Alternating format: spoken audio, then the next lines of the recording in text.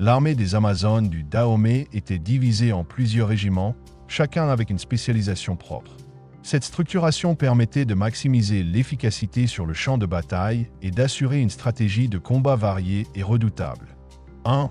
Le Gbeto, chasseuse, éclaireuse. Première ligne d'approche et d'observation, les Gbeto étaient d'anciennes chasseuses d'éléphants reconverties en éclaireuses.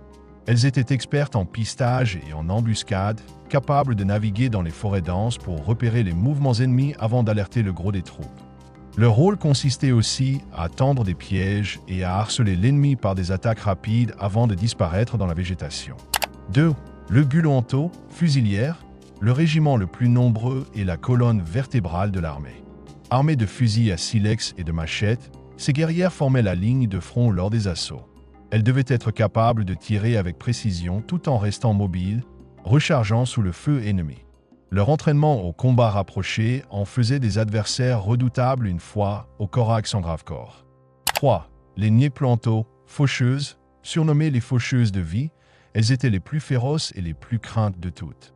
Armées de grandes lames semblables à des faucilles, elles étaient entraînées à frapper des coups nets et décisifs, souvent dans le but de décapiter leurs adversaires. Leur rôle était de semer la terreur en combattant de manière brutale et impitoyable, poussant souvent l'ennemi à fuir avant même l'engagement. 4. Les Goanto, archères. Véritables tireuses d'élite, ces guerrières étaient maîtresses dans l'art du tir à l'arc. Leurs flèches, souvent empoisonnées, étaient redoutables à distance. Elles opéraient en soutien des autres régiments, tirant depuis des positions élevées ou cachées, afin de désorganiser les rangs ennemis avant que les unités de mêlée n'interviennent. 5. Les Agbalia, artilleuses, celles qui manipulaient les armes lourdes du Dahomey.